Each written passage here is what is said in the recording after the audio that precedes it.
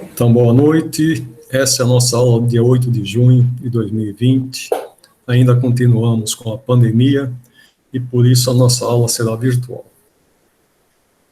Então, vamos todos elevar os pensamentos a Deus, a Jesus, aos espíritos amigos, ao nosso espírito guardião, e vamos agradecer-lhes por estarem sempre conosco, nos intuindo, nos auxiliando em todas as nossas necessidades.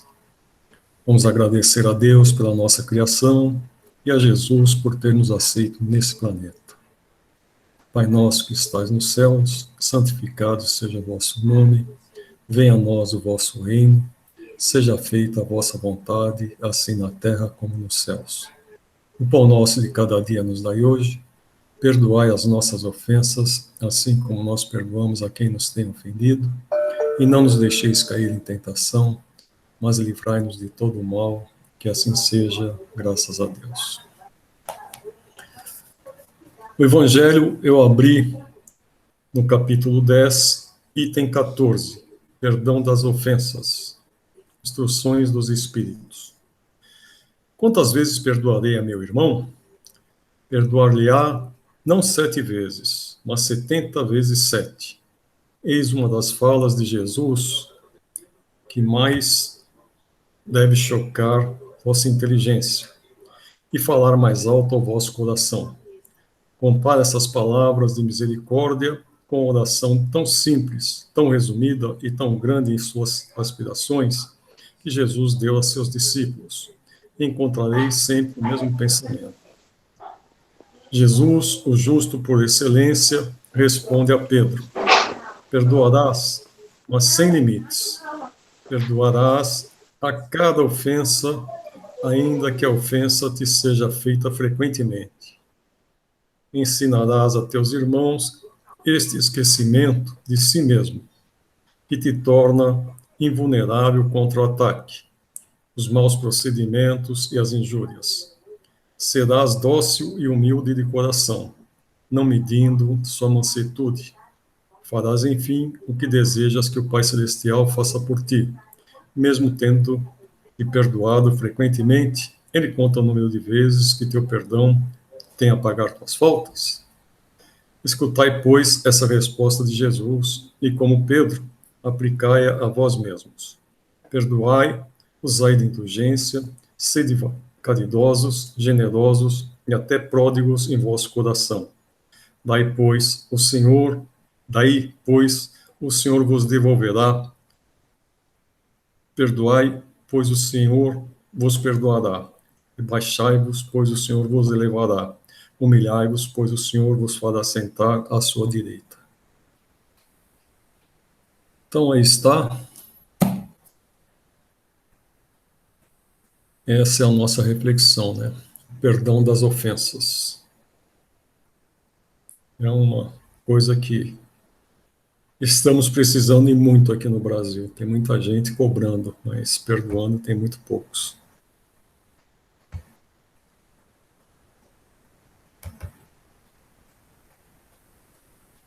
Então vamos para a aula? Eu vou passar depois um texto para vocês que eu compilei do livro Cartas de uma Morta. Não sei se você já...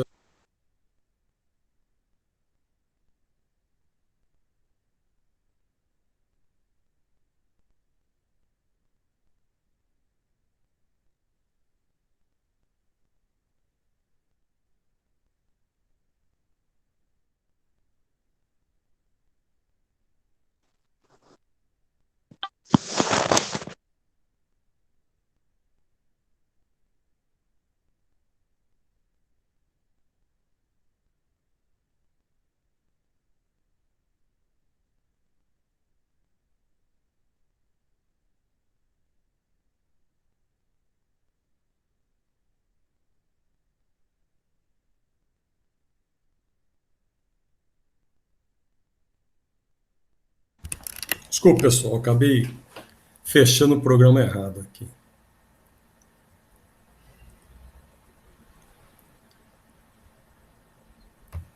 Bom, já está gravando.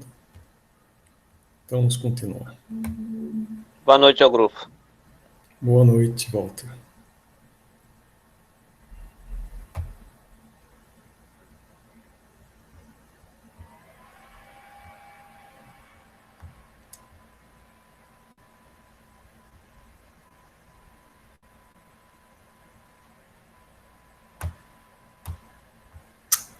Esse programa é chatinho.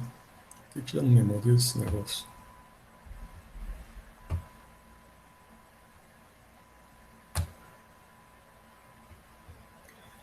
Então, vamos lá.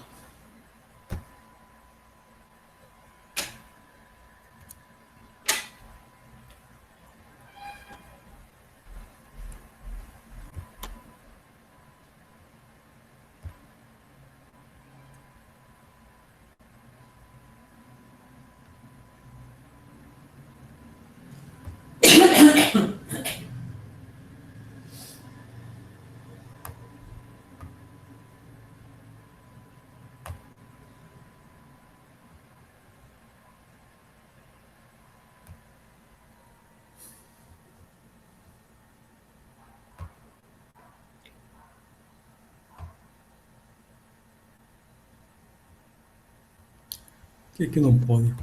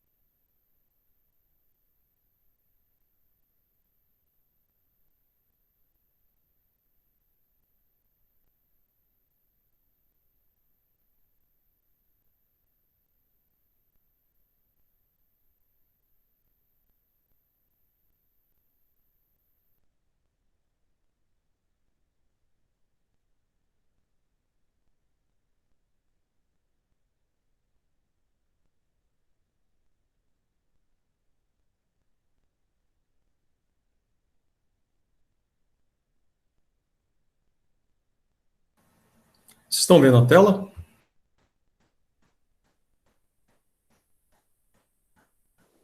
Hello? Eu tô vendo ela preta. Você tá mexendo aí.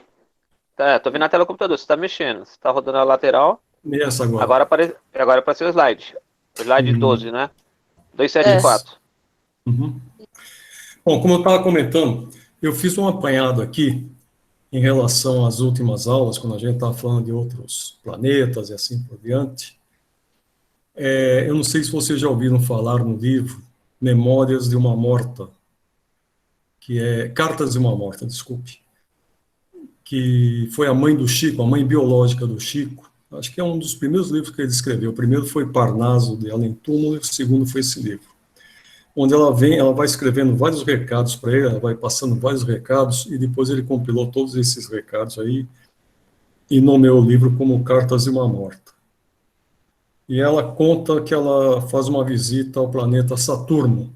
Então, eu peguei essas partes dessa visita aí que ela faz e vou passar para vocês depois, tá? É bem interessante. Eu fiz um cálculo ali também, porque o planeta Saturno, o dia dele dura 10 horas e 42 minutos, em relação às horas aqui da Terra, tá? E o ano dele em relação ao nosso seriam 29 anos e uns quebrados dos nossos. Então eu coloquei em dias e depois eu fiz um cálculo de quantos dias teria o ano de Saturno, que dá 24 mil dias.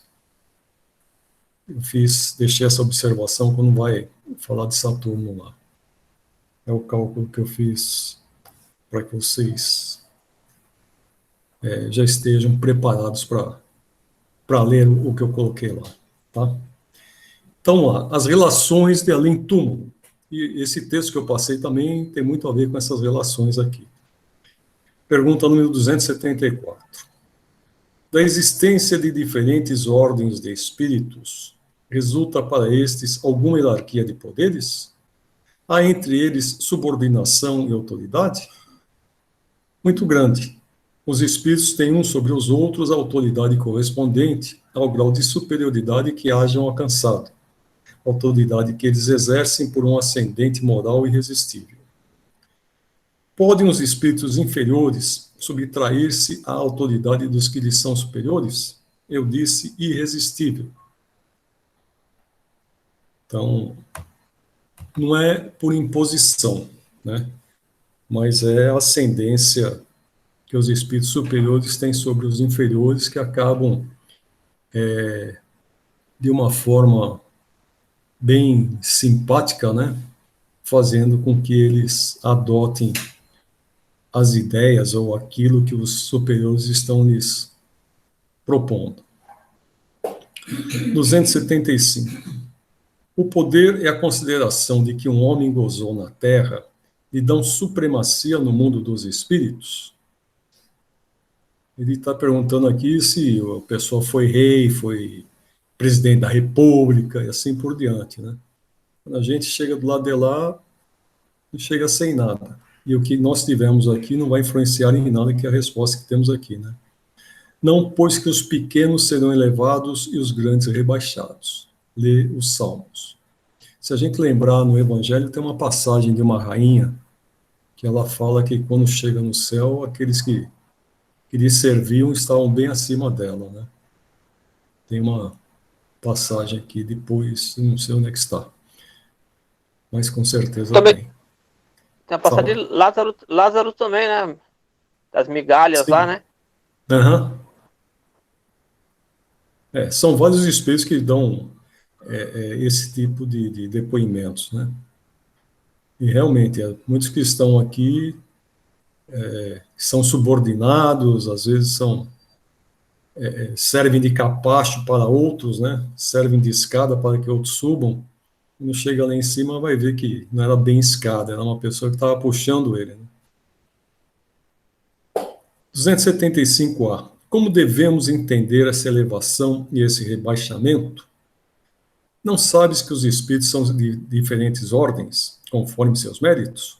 Pois bem, o maior da terra pode pertencer à última categoria entre os espíritos, ao passo que o seu servo pode estar na primeira. Compreendes isto?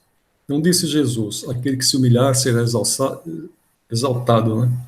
E aquele que se exalçar ou exaltar será humilhado. Foi até o texto que nós lemos hoje, né? Perdão das ofensas. 276. Aquele que foi grande na terra e que, como espírito, vem a achar-se entre os de ordem inferior, experimenta com isso alguma humilhação? Às vezes bem grande, mormente sendo orgulhoso e invejoso. É interessante porque no passado, para chegar num cargo de rei, num cargo de general e assim por diante, eram os mais violentos que obtinham esses títulos, né? Então eram os piores, realmente, como está aqui. Quando chega lá, vai ver que aqueles que eles judiaram estão bem acima deles na parte moral, na parte espiritual. Deve ser bem duro para uma pessoa que era orgulhosa, que se sentia o todo-poderoso, chegar lá e ver que, na realidade, ele não é tudo aquilo que parecia. 277. Um soldado que depois da batalha se encontra com seu general no mundo dos espíritos ainda tem por seu superior? O título nada vale, a superioridade real é a que tem valor. É aquela ascendência que o espírito naturalmente tem, o espírito superior tem sobre os seus inferiores. Os espíritos das diferentes ordens se acham misturados uns com os outros? Sim e não.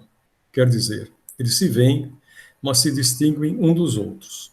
Evitam-se ou se aproximam, conforme a simpatia ou antipatia que reciprocamente uns inspiram aos outros. Tal qual sucede entre vós. Constitui um mundo do qual o vosso é pálido reflexo.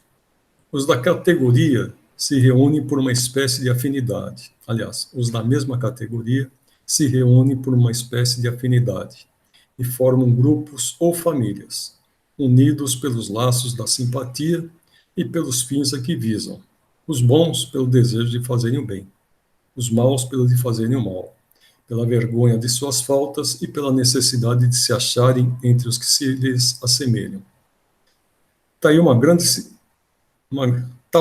cidade onde os homens de todas as classes e de todas as condições se veem e encontram, sem se confundirem, onde as sociedades se formam pela analogia dos gostos, onde a virtude e o vício se acotovelam sem trocarem palavras. As pessoas frequentam os mesmos lugares, né? De acordo com as suas condições sociais. 279. Todos os espíritos têm reciprocamente acesso aos diferentes grupos ou sociedades que eles formam. Os bons vão a toda parte e assim deve ser, para que possam influir sobre os maus.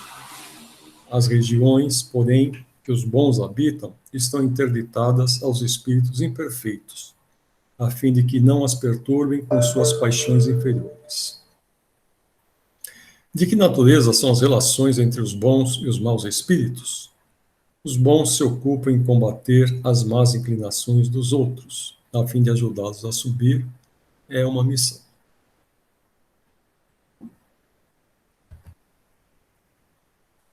281. Por que os espíritos inferiores se comprazem em nos induzir ao mal? Pelo despeito que lhes causa não terem merecido estar entre os bons. O desejo que neles predomina é o de impedirem, quanto possam, que os espíritos ainda inexperientes alcancem o supremo bem. Querem que os outros experimentem o que eles próprios experimentam. Isso não se dá também entre vós outros? Como se comunicam entre si os espíritos? Eles se veem e se compreendem. A palavra é material e o reflexo é o reflexo do espírito.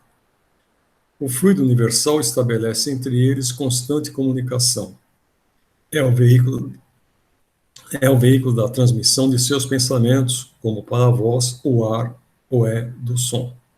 É uma espécie de telégrafo universal, que liga todos os mundos e permite que os espíritos se correspondam de um mundo a outro. Esse texto que eu passei para vocês, ela está, pelo que eu li até agora do livro, ela não estava bem próxima da Terra, ela deve estar num outro local.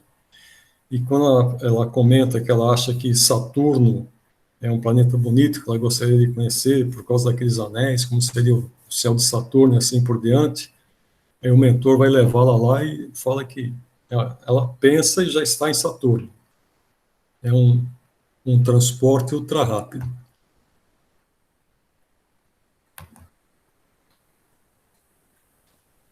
Seria o caso da prece. Desculpa, Dirceu. Seria o caso da prece também, né? Seria o caso da prece, né? A gente faz a prece aqui, ela atinge infinitos lugares. Sim, atinge qualquer lugar do universo, né? 283. Podem os espíritos reciprocamente dissimular seus pensamentos? Podem ocultar-se um dos outros? Não. Para os espíritos tudo é patente, sobretudo para os perfeitos. Podem afastar-se um dos outros, mas sempre se veem. Isto, porém, não constitui regra absoluta, porquanto certos espíritos podem muito bem tornar-se invisíveis a outros espíritos, se julgarem útil fazê-lo. Aqui, quando se torna invisível, é quando ele tem uma vibração melhor que a do outro. Se ele vibrar mais alto, uma frequência mais curta, o outro não conseguirá vê-lo. Então, espíritos iguais não conseguem, com tanta facilidade assim, se tornar invisíveis uns para os outros, né? O que manda é a vibração que eles se encontram.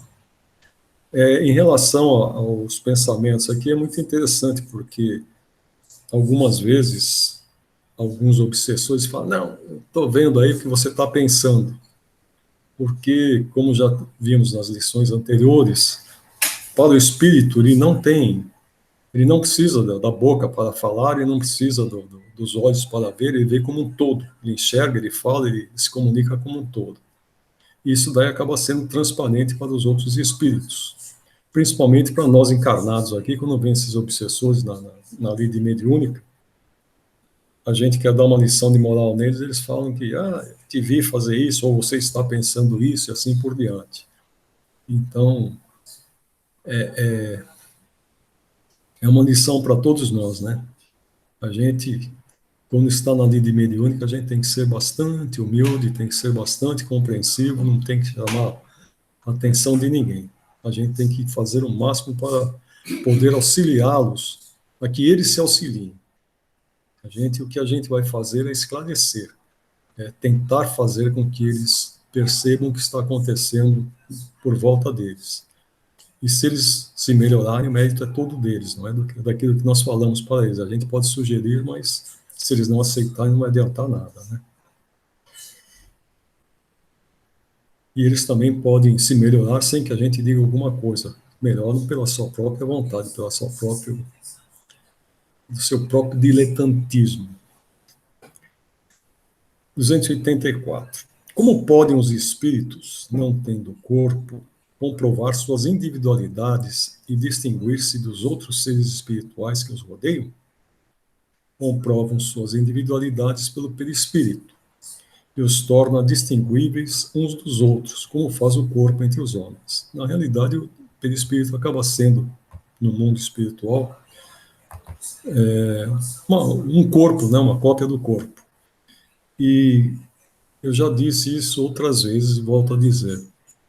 O perispírito ele pode ser moldado pelo espírito. Então, às vezes, na última encarnação, ele não teve uma atitude boa, ou ele está envergonhado de alguma coisa que ele tenha feito, ele pode plasmar um corpo que ele teve em encarnações anteriores para não passar a vergonha de ser reconhecido no atual estágio, né? Desde que ele tenha mérito para isso, tá? 285. Mérito ou conhecimento? É mais conhecimento. Os espíritos se reconhecem por terem coabitado a Terra? O filho reconhece o pai, o amigo reconhece o seu amigo? Perfeitamente. E assim de geração em geração. Eu lembro de ter lido uma vez um livro espírita que tanto o pai quanto o filho haviam sido médicos aqui na Terra. Só que o pai desencarnou bem jovem e o filho desencarnou bem idoso. E os dois atendendo no mundo espiritual, o mais velho chamava o mais novo de pai. E aquilo lá, para as pessoas que não os conheciam, soava de uma forma estranha, porque um era jovem e o outro era bem idoso. E o idoso chamando o jovem de pai. Mas foi o que realmente aconteceu aqui na Terra, né? E lá no mundo espiritual, cada um tinha a afeição que bem lhe aprovia. 285. Como é que se conheceram na Terra? Como é que os que se conheceram na Terra se reconhecem no mundo dos espíritos? Vemos a vossa vida pretérita e lemos nela como em um livro. Vendo dos nossos amigos e dos nossos inimigos, aí vemos a passagem deles da vida corporal a outra. Então, para os espíritos adiantados, as vidas pretéritas, tanto deles quanto as nossas, é totalmente aberta, né? A gente não tem segredos.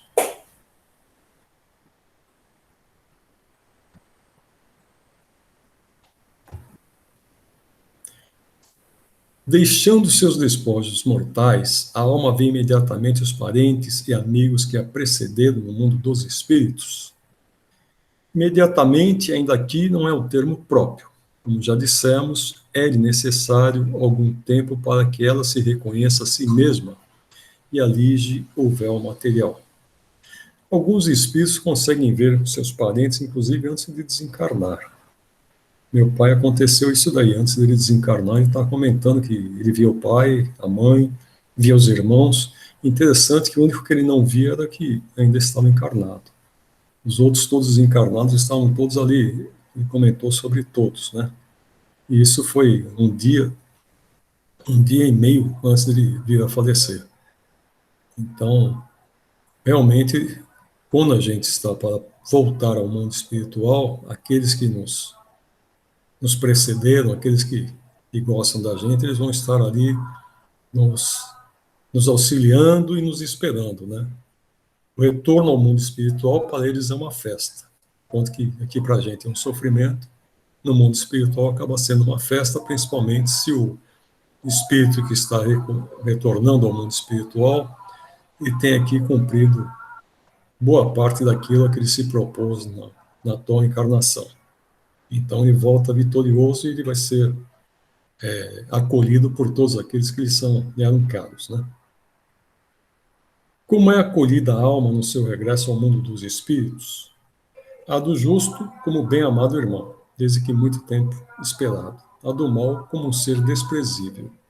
Geralmente, quando é um mau espírito, ele às vezes nem consegue ver esses que, embora o amem, porque a vibração que eles têm é muito mais alta que a dele. Então ele volta, muitas vezes nem percebe que morreu, ou então ele já se, se, se arma, né, de um mau humor e assim por diante, e acaba procurando, ele vai ser atraído por aqueles que vibram da mesma forma que ele. Então, nesse caso, ele vai precisar de muito mais tempo que o bom espírito para ter uma consciência inclusive, dos seus sentimentos e para ele se juntar a esses que vibram na mesma sintonia que ele.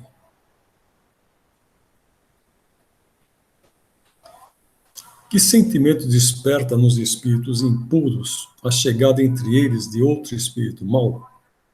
Os maus ficam satisfeitos quando veem seres que se lhes assemelham e privados também da infinita ventura, qual na terra um tratante entre seus iguais. Nossos parentes e amigos costumam vir-nos ao encontro quando deixamos a terra? Sim, os espíritos vão ao encontro da alma a quem são afeiçoados. Felicitam-na, como se regressasse de uma viagem por haver escapado aos perigos da estrada, e ajudam-na a desprender-se dos liames corporais. É uma graça concedida aos bons espíritos, ou lhes virem ao encontro os que os amam, ao passo que aqueles que se acham maculados permanecem em isolamento, ou só têm a rodeá-lo os que lhes são semelhantes. Acaba sendo uma punição, né?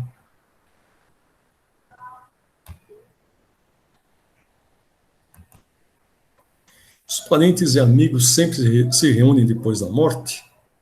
Depende isso da elevação deles e do caminho que seguem, procurando progredir.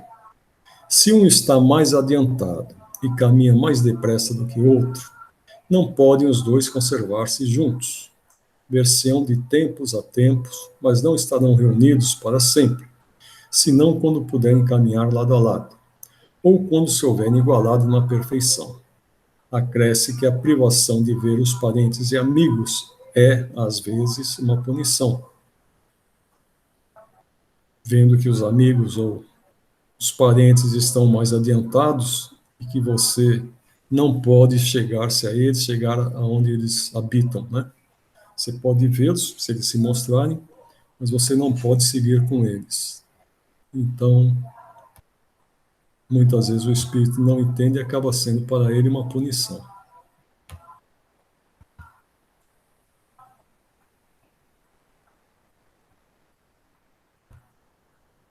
Eu queria fechar.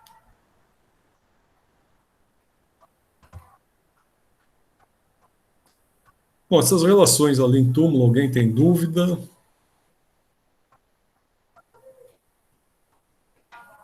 Todo mundo tem certeza? Não tenho dúvida, não. Não, é o que mais se escreve, né, no mundo espiritual. Então, a gente já tem uma noção do que nos espera quando desencarnarmos.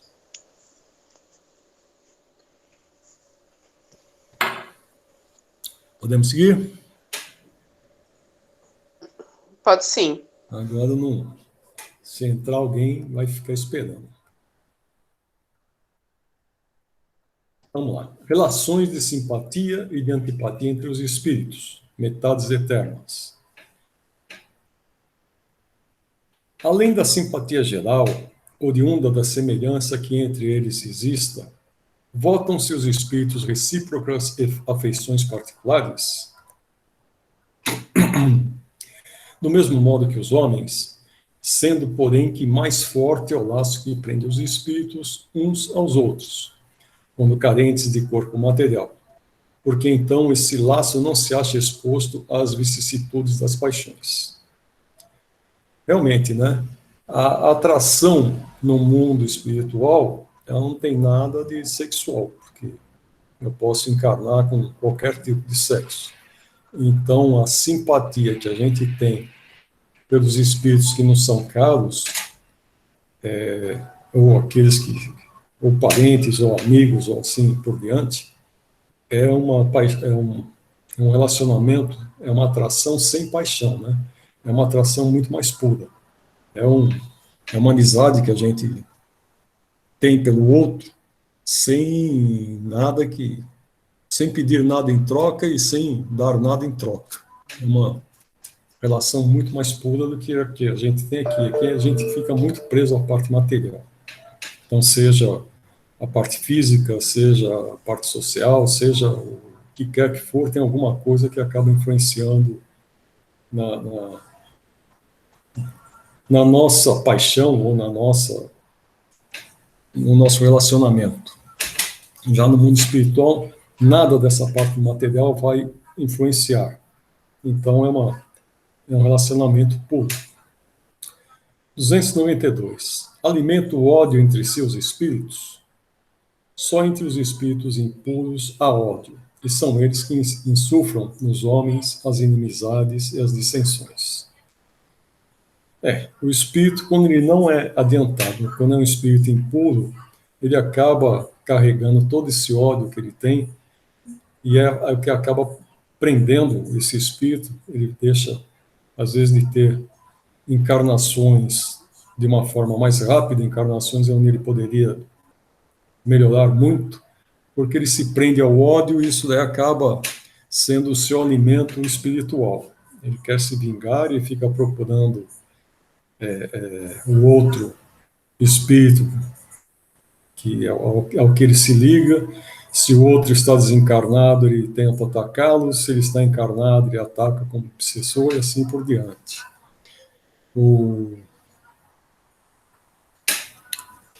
Outro dia eu comentei com vocês que tem aquele livro que é de Mário a Tiradentes, né? E Mário foi um general romano e que reencarnou aqui no Brasil como Tiradentes.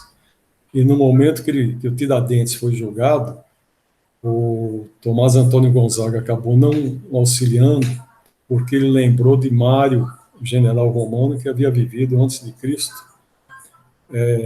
e que foi, na realidade, tinha um certo... Não era ódio porque eles acabaram se relacionando, mas ele ainda tinha um ressentimento em relação àquele espírito. E por isso ele não o defendeu, né? E a gente vê muitos depoimentos, esses livros, esses romances espíritas comentando sobre esse relacionamento de amor e ódio, né? Tanto assim que falam que o ódio é um amor doente, porque se a pessoa se liga à outra pelo ódio, vai chegar uma hora que esse ódio vai se tornar amor. Quando vier a compreensão, vier entendimento que somos todos irmãos, somos todos iguais, né? 293. Conservarão o ressentimento um do outro no mundo dos espíritos, dois seres que foram inimigos na Terra? Não. Compreenderão que era estúpido ódio que se votavam mutuamente e por ele o motivo que inspirava. Apenas os espíritos imperfeitos conservam uma espécie de animosidade, enquanto se não purificam.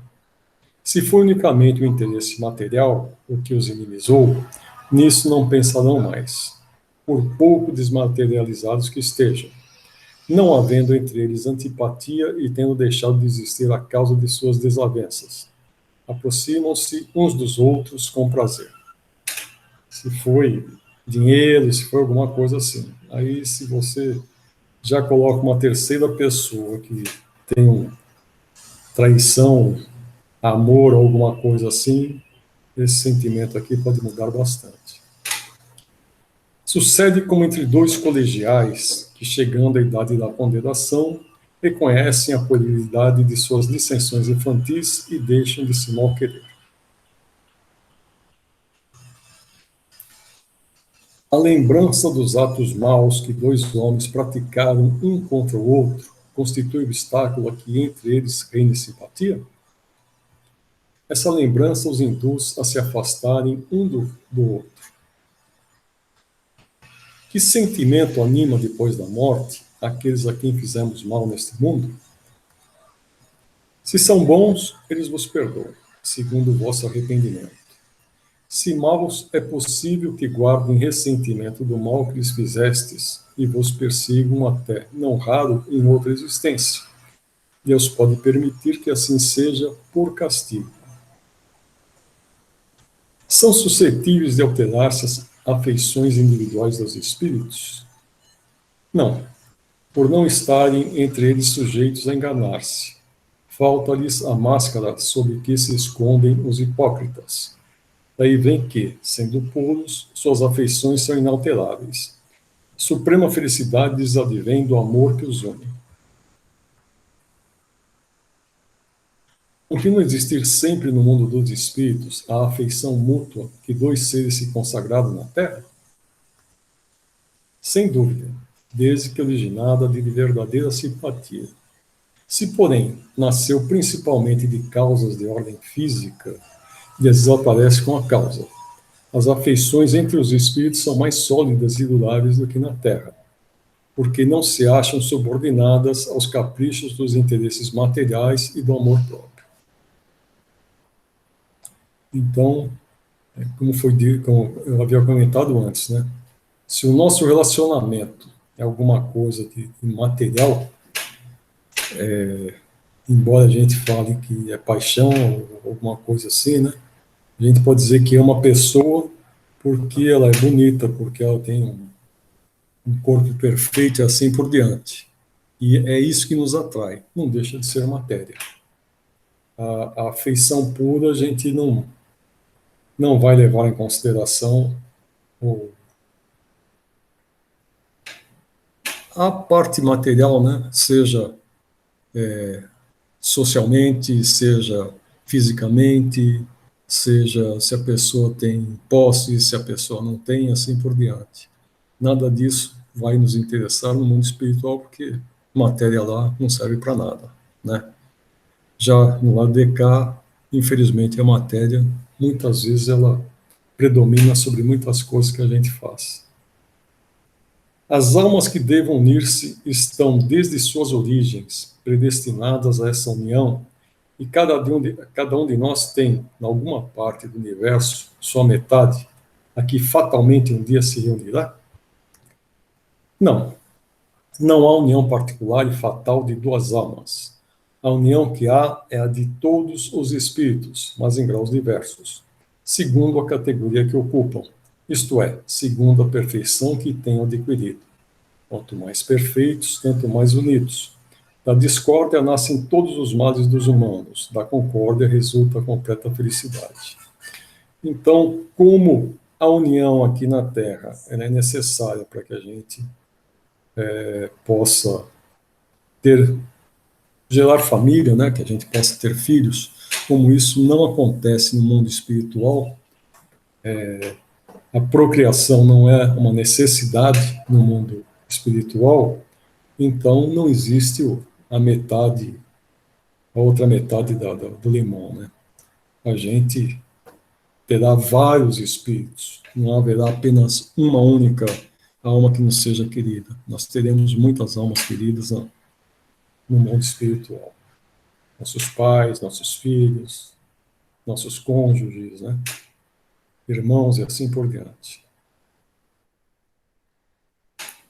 Em que sentido se deve entender a palavra metade, e que alguns espíritos se servem para designar os espíritos simpáticos? A expressão é inexata. Se um espírito fosse a metade de outro, separados os dois, estariam ambos incompletos. Se dois espíritos perfeitamente simpáticos se reunirem, estarão unidos para todo sempre, ou poderão separar-se e unir-se a outros espíritos? Todos os espíritos estão reciprocamente unidos. Falo dos que atingiram a perfeição. Nas esferas inferiores, desde que o espírito se eleva, já não simpatiza como dantes com os que lhe ficaram abaixo. Dois espíritos simpáticos são complemento um do outro, ou a simpatia entre eles existente é resultado de identidade perfeita? A simpatia que atrai um espírito para outro resulta da perfeita concordância de seus pendores e instintos. Se um tivesse que completar o outro, perderia sua individualidade. Então nós somos completos, a gente não precisa de ninguém completando a gente. E a partir do momento que a gente vai se aperfeiçoando, que a gente vai... Nós já vimos lá atrás que para que a gente se aperfeiçoar, a gente tem que compreender um pouco de tudo, a gente tem que ter conhecimento científico, tem que ter conhecimento moral, tem que ter uma série de conhecimentos. Quanto mais conhecimento a gente vai acumulando, mais a gente vai crescendo espiritualmente, né? Então, a gente não precisa de alguém que nos complemente, porque nós vamos nos complementando, a cada existência nós vamos aumentando o cabedal do nosso conhecimento, das nossas habilidades e assim por diante, e isso vai nos aperfeiçoando cada vez mais.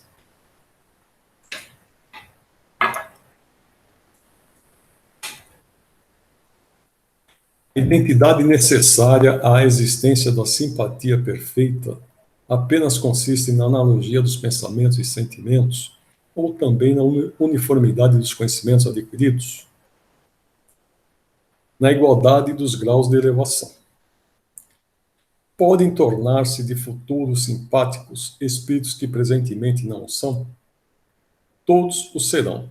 Um espírito que hoje está numa esfera inferior ascenderá, aperfeiçoando-se em que se acha tal outro espírito. E ainda mais depressa se dará o encontro dos dois, se o mais elevado, por suportar mal as provas a que esteja submetido, permanecer estacionário.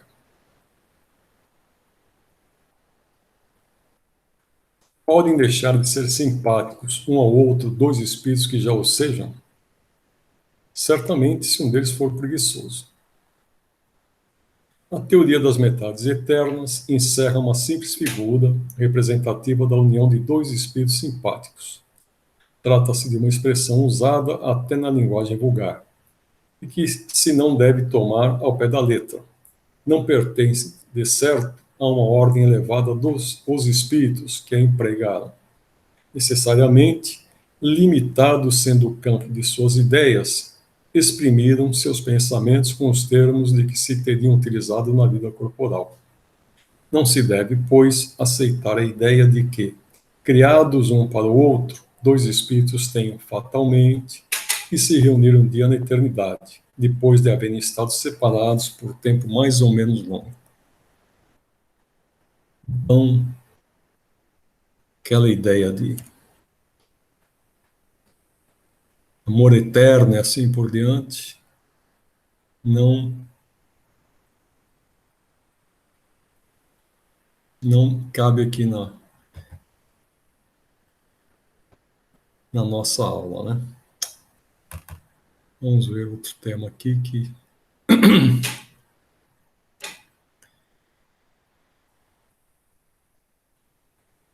A recordação da existência corpórea. Lembra-se o espírito da sua existência corporal? Lembra-se, isto é, tendo vivido muitas vezes na Terra, recorda-se do que foi como homem, e eu te afirmo que frequentemente ri, penalizado de si mesmo, ou pelas cacas que a gente fez, né? Tal qual o homem que chegou à madureza e que ri das suas loucuras de moço ou das suas puerilidades da meninice. A lembrança da existência corporal se apresenta ao espírito completa e inopinadamente após a morte? Não. Vem de pouco a pouco, qual imagem que surge gradualmente de uma névoa, à medida que nela fixa ele a sua atenção.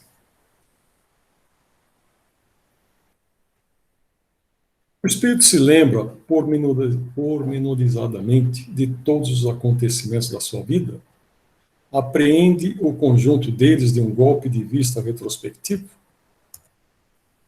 lembra-se das coisas de conformidade com as consequências que delas resultaram para o estado em que se encontra como espírito errante.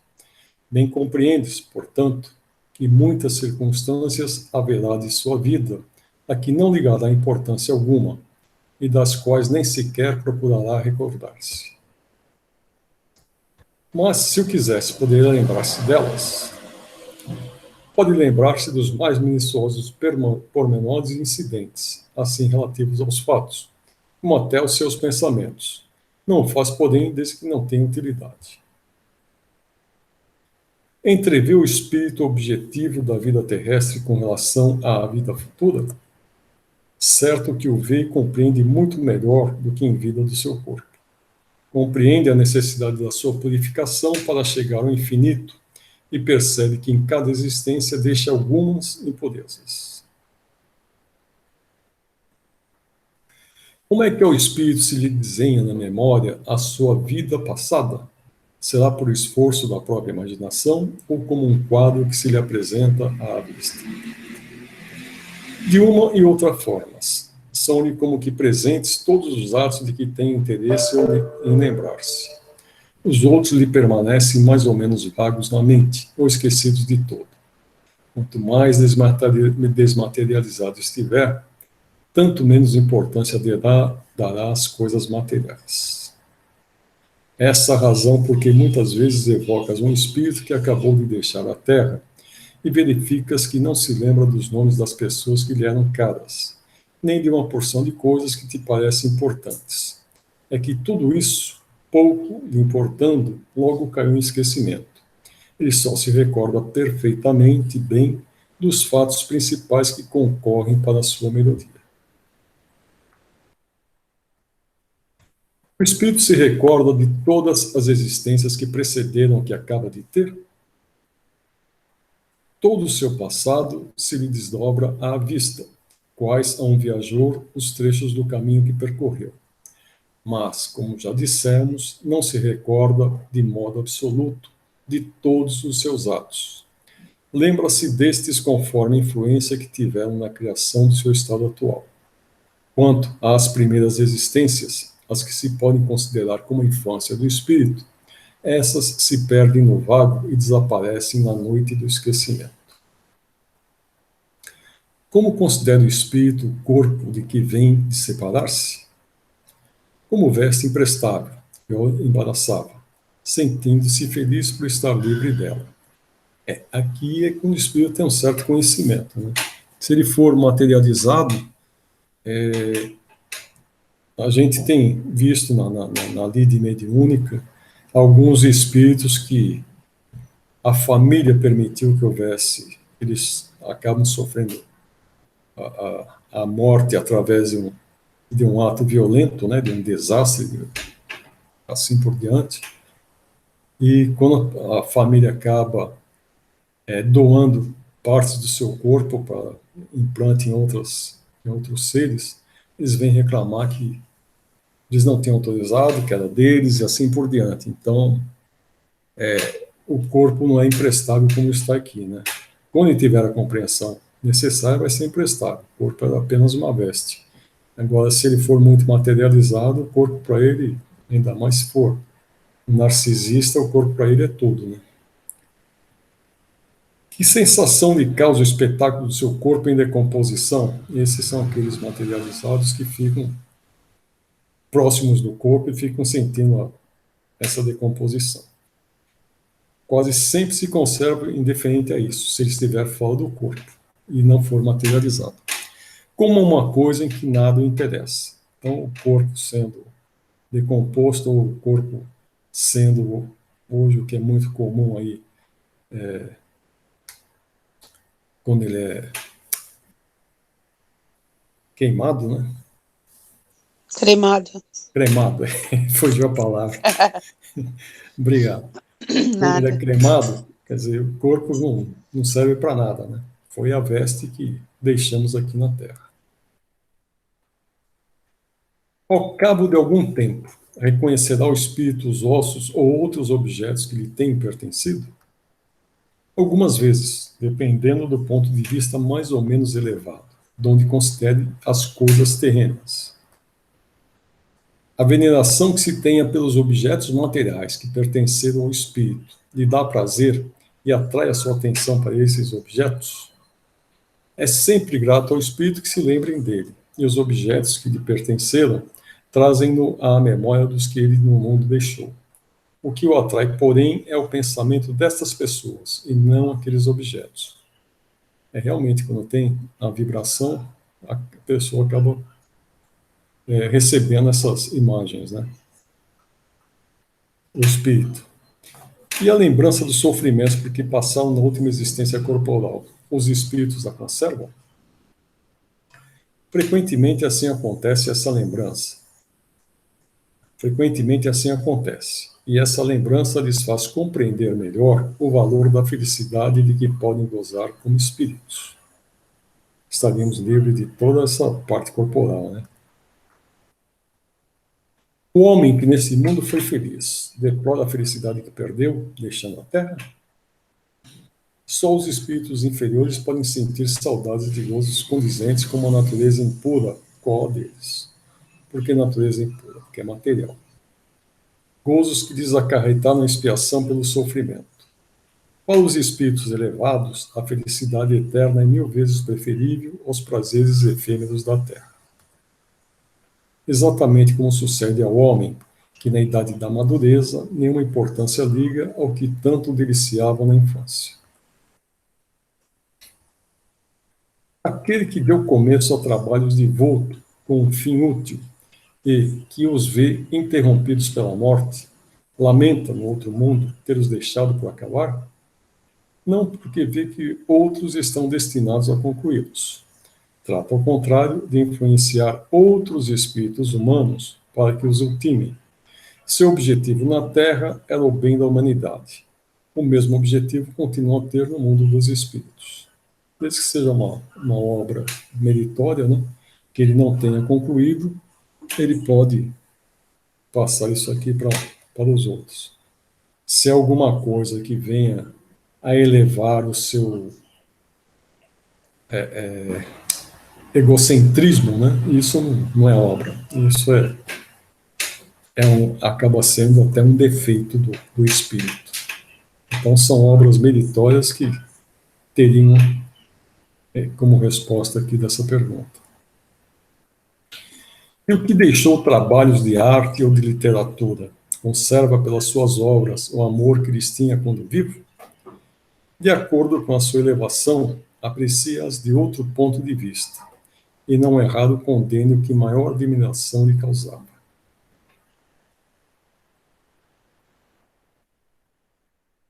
No além, o espírito se interessa pelos trabalhos que se executam na Terra, pelo progresso das artes e das ciências, conforme a sua elevação ou a missão que possa ter que desempenhar.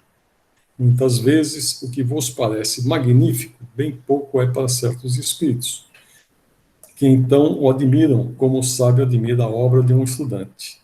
Atentam apenas no que prove a elevação dos encarnados e seus progressos. A gente tem vários depoimentos aqui que falam que no mundo espiritual todas as artes, seja música, seja pintura, seja o que quer que seja, elas são bem mais, seriam muito mais bonitas, muito mais,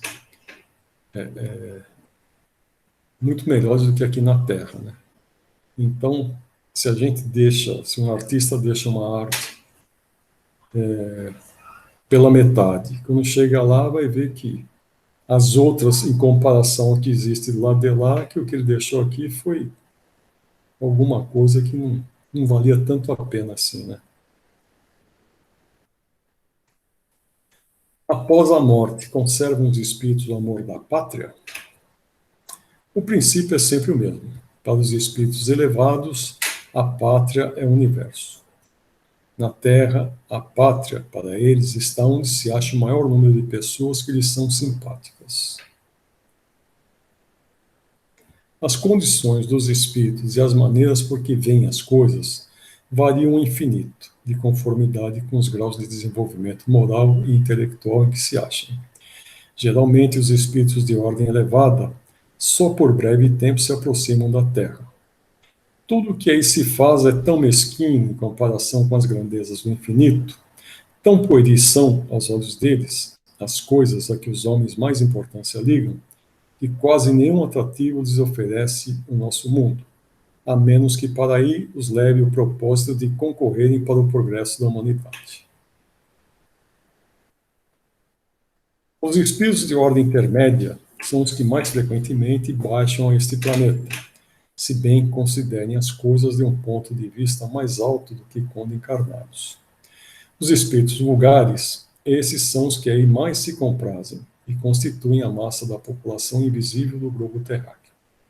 Conservam quase que as mesmas ideias, os mesmos gostos e as mesmas inclinações que tinham quando revestidos do invólucro corpóreo. Metem-se em nossas reuniões, negócios, divertimentos, nos quais tomam parte mais ou menos ativa, segundo seus caracteres. Não podendo satisfazer as suas paixões, gozam na companhia dos que a elas se entregam e os excitam a cultivá-las. Entre eles, no entanto, muitos há sérios que veem e observam para se instruírem e aperfeiçoarem. Então, aqui é comum a gente, quando fala sobre os obsessores, né, esse pessoal que é viciado em alguma coisa, eles, no mundo espiritual, como eles não têm a parte material, não têm a parte física, eles acabam incentivando os encarnados, ou muitas vezes desviando o encarnado da sua própria vontade, obrigando-os a fazer aquilo que para eles seriam o que eles fariam como encarnados. Então, incitam as pessoas a beberem, incitam as pessoas aos vícios e assim por diante. Sejam vícios de todas as formas, né? Ou mesmo em levar vantagens em negócios, enganar as pessoas e assim por diante. Seriam como se comportariam e eles vão influenciar aqueles que pensam de forma semelhante a eles, né? Ou, se não pensam exatamente igual, acabam tendo uma queda para aquilo, eles pegam a fraqueza da pessoa e vão influenciá-la naquilo que eles fariam se encarnados fossem.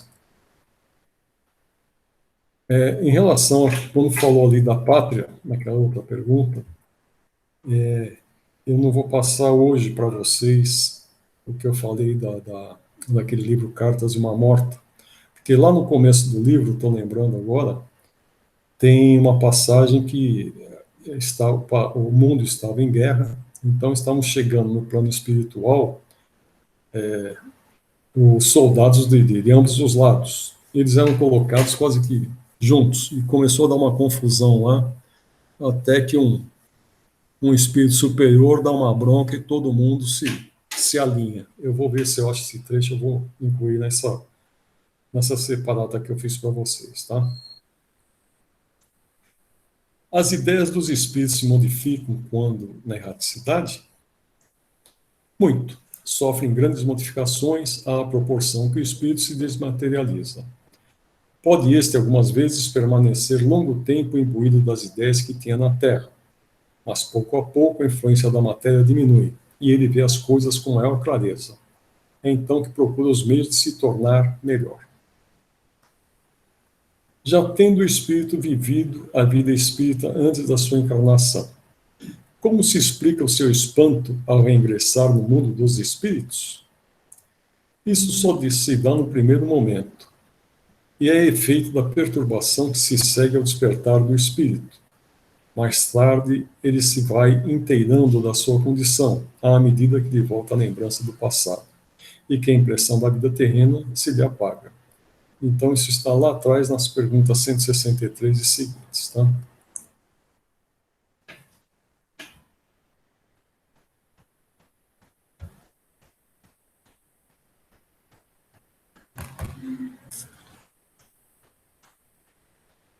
Tudo bem, pessoal? Uma pergunta?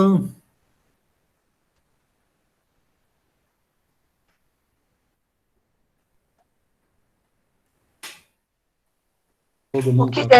Dirceu, tinha mencionado espíritos intermédios. Intermédios, que são, eles não são nem atrasados e nem adiantados, eles estão no meio. Ah, tá, no meio. Ah, tá bom, obrigada.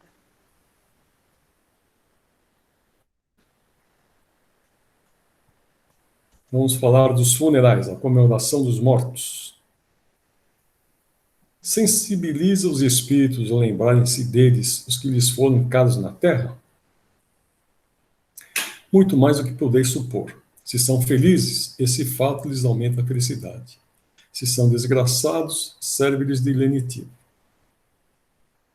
O dia da comemoração dos mortos é, para os espíritos, mais solene do que os outros dias? Apraz-lhes ir ao encontro dos que vão orar no cemitério sobre seus túmulos? Os espíritos acodem nesse dia ao chamado dos que da terra lhes dirigem seus pensamentos, como fazem noutro dia qualquer. Então não é porque é o dia da comemoração dos mortos, se bem que tem muita gente que só lembra de alguns mortos nesse dia, né? Mas a partir do momento que a pessoa tem uma lembrança, alguma coisa assim, o espírito pode se ligar a ela, não é que esteja próximo, mas os pensamentos se unem. Ele vai ele vai atender esse chamado em qualquer dia, né? Desde que a gente tenha pensamento àqueles espíritos. Mas o dia de finados, né, é para eles um dia especial de reunião junto de suas sepulturas. Esse dia, em maior número, se reúne nas necrópolis, porque então também é maior, em tais lugares, o das pessoas que o chamam pelo pensamento. Porém, cada espírito vai lá somente pelos seus amigos, e não pela multidão dos indiferentes. Sob que forma aí comparecem e como os veríamos, se pudessem tornar-se visíveis? Sob a que tinham quando encarnados. Os esquecidos, cujos túmulos ninguém vai visitar, também lá, não obstante, comparecem sem que algum pesar, por verem que nenhum amigo se lembra deles? Que lhes importa a terra? Só pelo coração nos achamos a ela presos, desde que aí ninguém mais lhe vota afeição. Nada mais prende a esse planeta o espírito, que tem para si o universo inteiro. A visita de uma pessoa a um túmulo causa maior contentamento ao espírito, cujos despojos corporais aí se encontrem, do que a prece que por ele faça essa pessoa em sua casa? Aquele que visita um túmulo apenas manifesta, por essa forma, que pensa no espírito ausente. A visita é a representação exterior de um fato íntimo. Já dissemos que a prece é que santifica o ato da rememoração. Nada importa o lugar, desde que é feita com o coração. Os espíritos das pessoas a quem se erigem estátuas ou monumentos assistem à inauguração de umas e outros e experimentam algum prazer nisso? Muitos comparecem a tais solenidades, quando podem. Porém, menos os sensibiliza a homenagem que lhes prestam do que a lembrança que deles guardam os homens. Qual a origem do desejo que certas pessoas exprimem de serem enterradas antes no lugar do que no outro? Será que preferirão, depois de mortas, vir a tal lugar? E essa importância dada a uma coisa tão material constitui indício de inferioridade do espírito? Afeição particular do espírito por determinados lugares, inferioridade moral. Que importa este ou aquele canto da terra a um espírito elevado? Não sabe ele que sua alma se reunirá às dos que lhe são caros, embora fiquem separados os seus respectivos ossos? Essa passagem aqui é bem interessante. Eu lembro que o doutor Inácio, em um livro, ele fala que ele gostava de ficar muito na biblioteca que tinha lá no hospital que ele trabalhava, e que era a biblioteca dele. Ele ficou ligado àquela biblioteca. E quando saiu esse livro aí, eu tenho um amigo que era da USE lá, que ele ficava falando, é um espírito inferior, porque ele está preso a alguma coisa, né? Se ele não estivesse preso, se ele estivesse em outro local, tudo bem. Agora, se ele vai ficar preso naquela biblioteca, é porque ele ainda não está tão adiantado assim. E é interessante porque uma vez que eu fui lá em Uberaba, que nós estávamos no hospital, o pessoal estava comentando que o doutor Inácio era da pá virada. O hospital, no começo de Uberaba, vai ficar bem... Tem o Orlando aí, que é de Uberaba, ele pode confirmar isso depois. Que o hospital ficava bem distante da cidade. E as pessoas faziam... como é a Igreja Católica, quando faz não lembro o nome agora. Bom, eles iam lá perto desse hospital com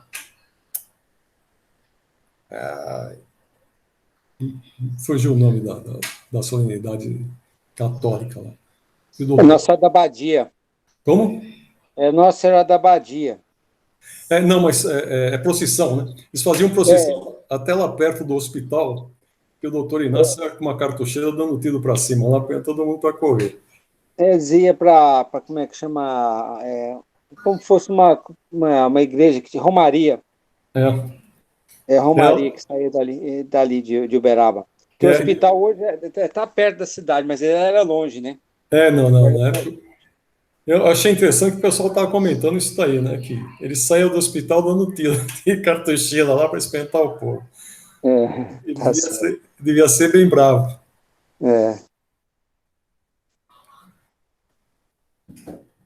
325A. Deve-se considerar futilidade a reunião dos despojos mortais de todos os membros de uma família?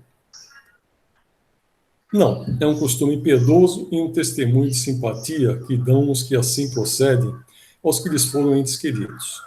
Conquanto destituída de importância para os espíritos, essa reunião é útil aos homens, mais concentradas se tornam suas recordações.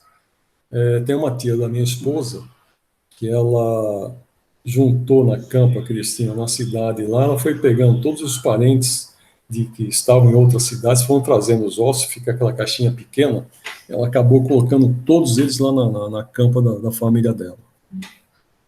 Tem até lugar para a gente ir lá, mas acho que a gente não vai não, tá? Para a gente, minha mulher e eu, como marido dela, teria que ir também, mas eu não vejo muito necessidade disso daí. Comovem a alma que volta à vida espiritual as honras que lhe prestem aos despojos mortais? Quando já ascendeu a certo grau de perfeição, o espírito se acha escoimado de vaidades terrenas e compreende a futilidade de todas essas coisas. Fica sabendo, porém, há espíritos que, nos primeiros momentos que se seguem à sua morte material, experimentam um grande prazer com as honras que lhes tributam, ou se aborrecem com o pouco caso que façam de seus envoltórios corporais. É que ainda conservam alguns preconceitos desse mundo, e alguma materialidade, né? O espírito assiste ao seu enterro? Frequentemente assiste, mas algumas vezes, se ainda está perturbado, não percebe o que se passa. Lisonjeia-o a concorrência de muitas pessoas ao seu enterramento? Mais ou menos conforme o sentimento que as anima. Se for por curiosidade, não, né? Se for por comoção, aí tudo bem. O espírito daquele que acaba de morrer assiste à reunião de seus herdeiros? A briga. Quase sempre, para seu ensinamento e castigo dos culpados. Deus permite que assim aconteça.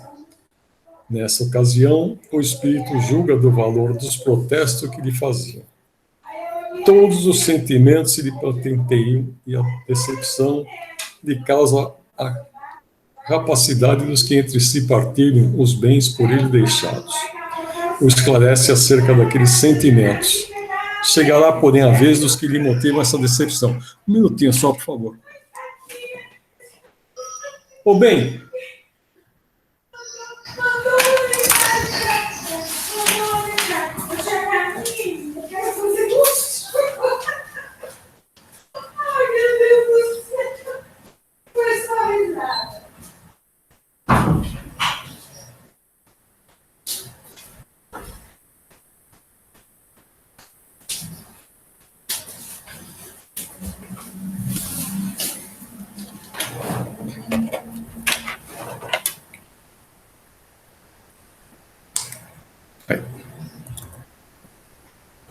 O instintivo respeito que, em todos os tempos, entre todos os povos, o homem consagrou e consagra aos mortos, é efeito da intuição que tem da vida futura? É a consequência natural dessa intuição. Se assim não fosse, nenhuma razão de ser teria esse respeito.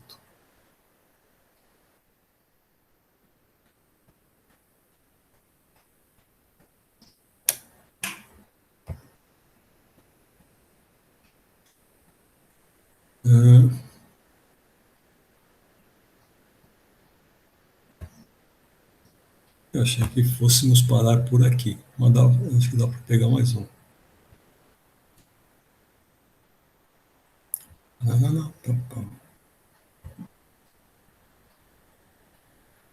Ele parou aqui. Lá no 36.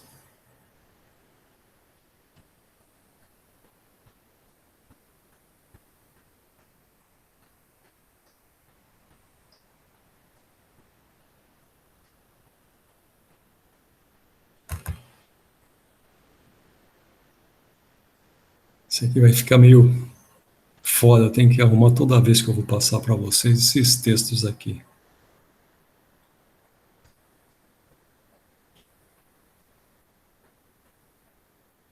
Prelúdio da volta. Bom, nós falamos de desencarne até agora nós vamos falar do reencarne.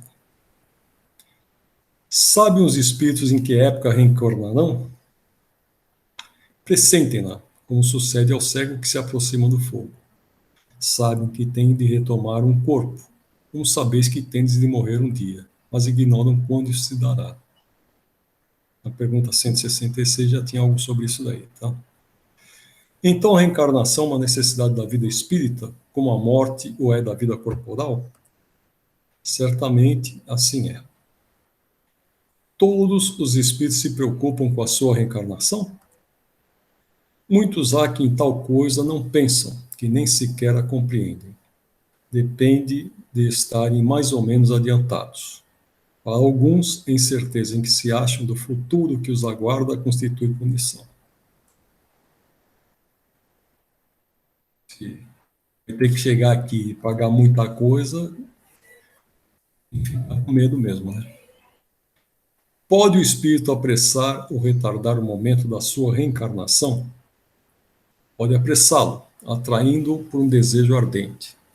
Pode igualmente distanciá-lo, recuando diante da prova, pois entre os espíritos também há covardes e indiferentes. Nenhum, porém, assim procede impunemente, visto que sofre por isso, como aquele que recusa o remédio capaz de curá-lo. Nós já tínhamos visto anteriormente que pode ser que no momento de nascer o espírito acabe desistindo, né? Isso daí a gente já sabia. E aqui agora ele está nos dizendo que a gente pode ou apressar ou retardar o nosso reencarne. Se considerasse bastante feliz numa condição mediana entre os espíritos errantes e, conseguintemente, tão não ambicioso elevar-se, poderia um espírito prolongar indefinidamente esse estado?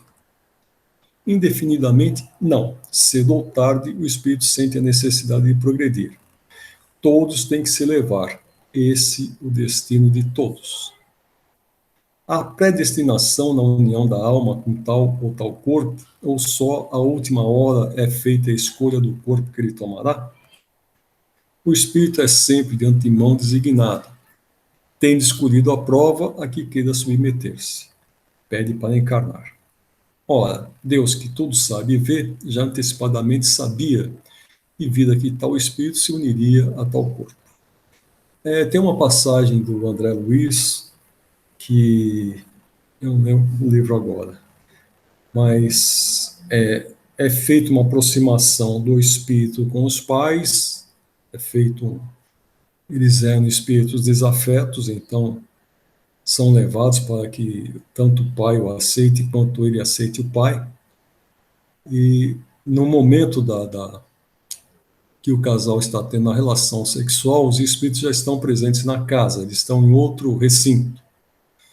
Quando os espíritos dormem, que eles se desprendem do corpo e chegam até o local onde eles estão, eles vão até a mãe e acabam selecionando o espermatozoide que daria todas as condições genéticas para aquele espírito reencarnante. Então, já desde essa seleção, já existe uma pré-seleção e um destino próprio para aquele espírito. Por isso que, se esse espírito desistir do corpo, ele não será destinado ao outro. A mãe vai acabar abortando se ele ainda não nasceu. Então, ele pode existir a qualquer momento, tá? Normalmente, não é tão comum acontecer isso daí, mas existe uma possibilidade. Cabe ao espírito a escolha do corpo em que encarne ou somente a do gênero de vida que lhe sirva de prova? Pode também escolher o corpo, porquanto as imperfeições que este apresente ainda serão, para o espírito, provas que lhe auxiliarão o progresso, se vencer os obstáculos que lhe oponha. Nem sempre, porém, lhe é permitida a escolha do seu invólucro corpóreo, mas simplesmente a faculdade de pedir que seja tal ou qual. Ele pode pedir e pode não ser atendido, né? Ele pode pedir o sexo, ele pode pedir raça, alguma coisa desse tipo aí, mas não quer dizer que ele seja atendido. Ele vai ter o corpo que melhor se adeque às provas pelas quais ele terá que passar. Poderia o espírito recusar, à última hora, tomar o corpo por ele escolhido? Se recusasse, sofreria muito mais do que aquele que não tentasse prova alguma. Mas tem alguns que recusam, tá? Poderia dar-se não haver espírito que aceitasse encarnar numa criança que houvesse de nascer? Deus a isso proveria. Quando uma criança tem que nascer vital, está predestinada sempre a ter uma alma. Nada se cria sem que a criação presida um desígnio. Então, a lógica me diz que não vai ser feito um corpo, senão um espírito já predestinado a usar aquele corpo, né?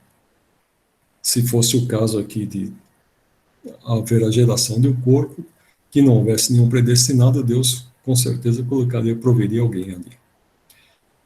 Pode a união do espírito a determinado corpo ser imposta por Deus? Certo, do mesmo modo que as diferentes provas. Mormente, quando ainda o espírito não está apto a proceder a uma escolha com conhecimento de causa.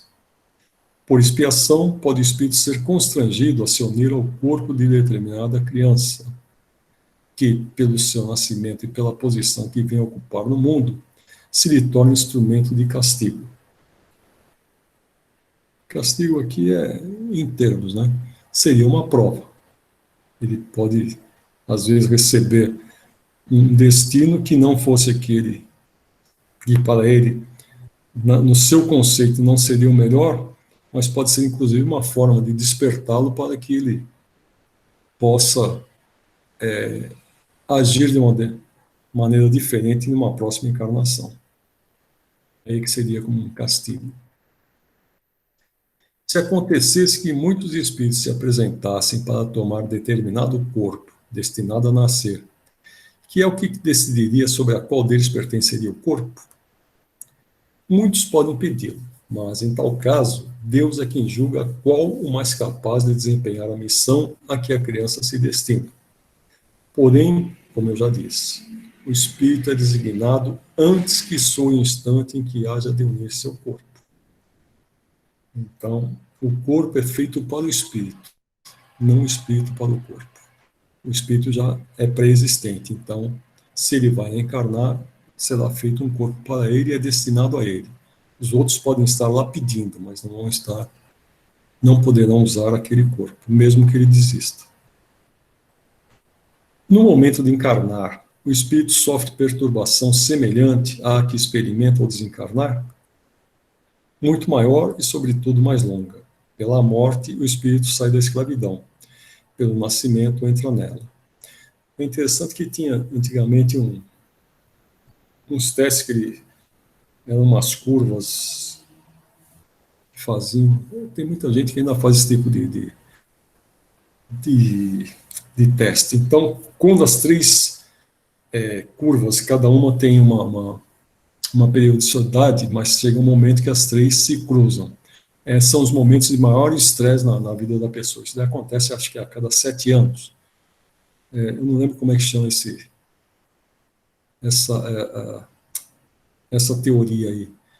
Em 1981, o primeiro computador que eu comprei, quando eu montei minha firma, a gente tinha um programa que fazia isso daí. Eu tinha um amigo meu na cidade que eu morava lá, um radialista. Todo início de ano ele vinha me pedir aquela curva lá para ele saber quando é que, teoricamente, na vida dele estaria em local de maior estresse. Ele acreditava muito naquele. Eu só fazia para ele, eu mesmo nunca usei para mim. É solene para o espírito o instante da sua encarnação? Pratica ele esse ato considerando grande e importante?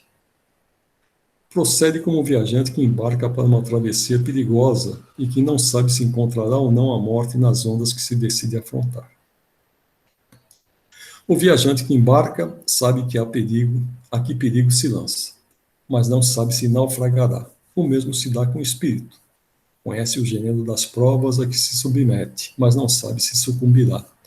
Na época de Kardec, as viagens de navio ainda eram muito perigosas, né?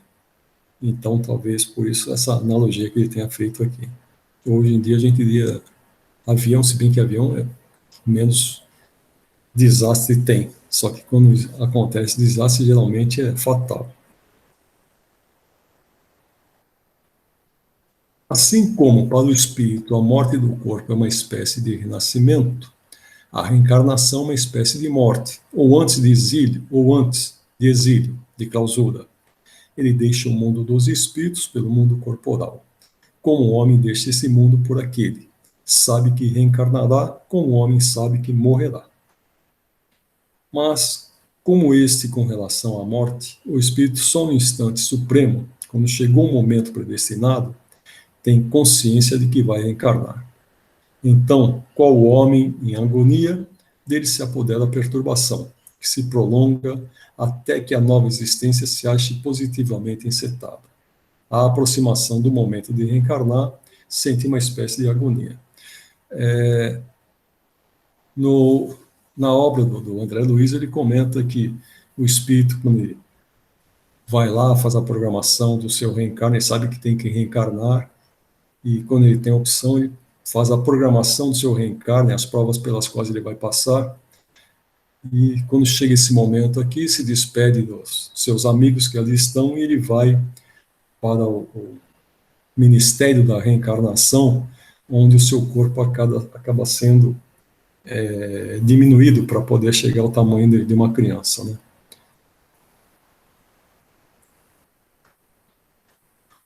A incerteza em que se vê quanto às eventualidades de seus triunfos nas provas que vai suportar na vida, tem o espírito uma causa de ansiedade antes da sua encarnação?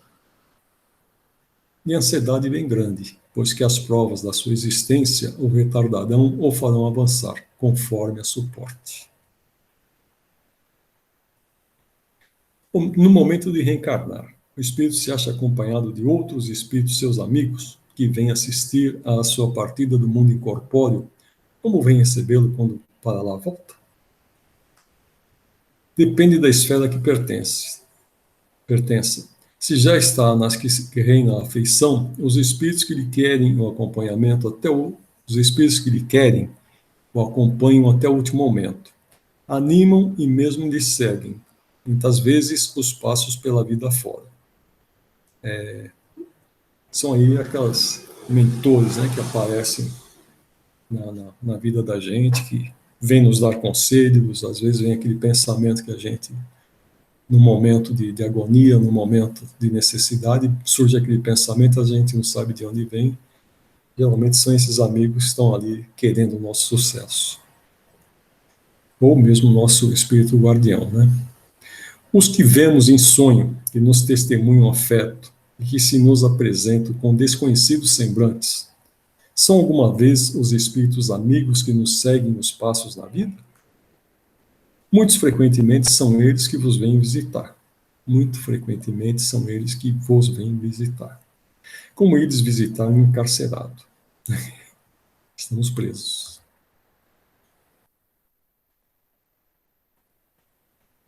Então, eu acho que na semana que vem, 37, 38. União da alma e do corpo. A gente continua ainda nesse assunto, tá?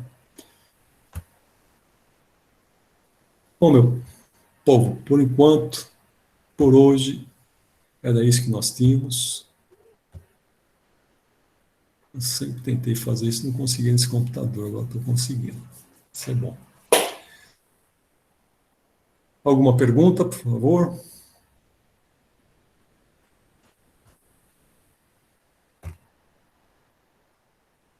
Nenhuma pergunta? Não, Dirceu. Eu não. Nenhuma dúvida? Não, obrigada. Também não. Não, tudo certo. O texto você vai passar depois, né? Isso.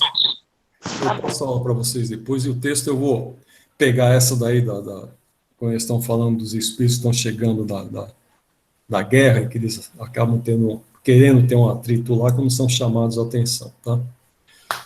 E aí, quem vai fazer a oração de despedida? Pode falar, Lama. Você sabe alguma coisa sobre a reabertura lá da casa? Não sei, mas eu acho que por enquanto não pode ter aglomeração, né? A gente não teria nem condições de ter um distanciamento seguro lá dentro da casa.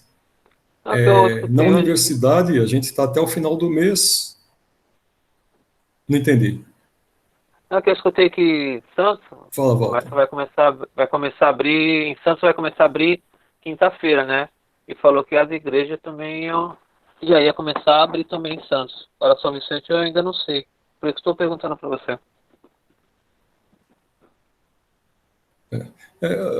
Por enquanto não falaram nada, mas eu acho que, por exemplo, na nossa sala ali, a distância que a gente fica é muito pequena.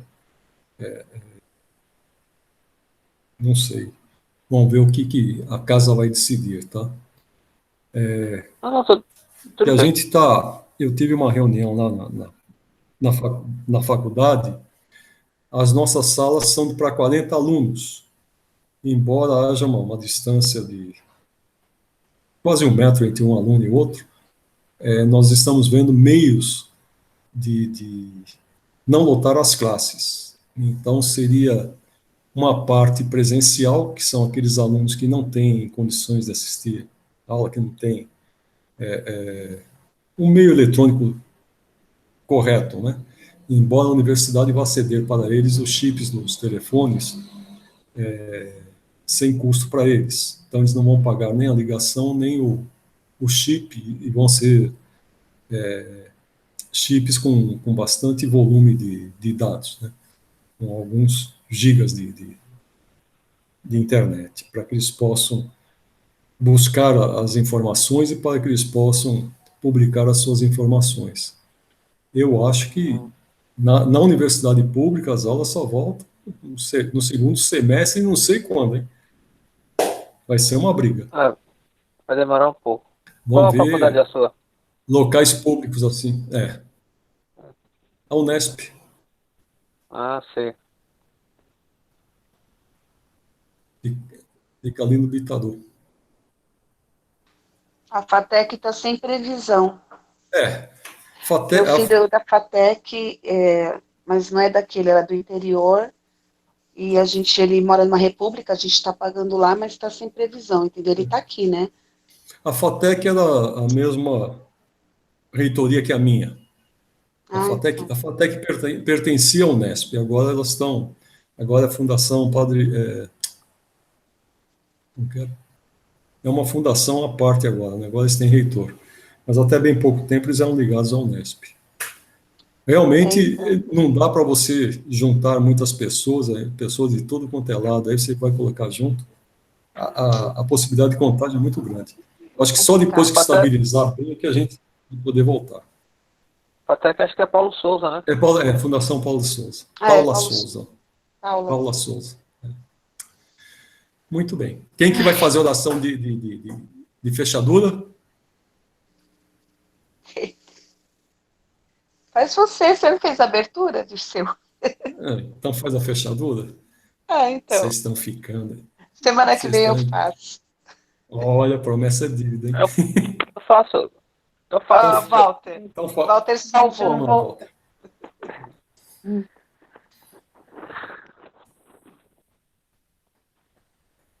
Pode fazer? Sim. Vamos todos fechar o microfone, só deixar o Walter, por favor.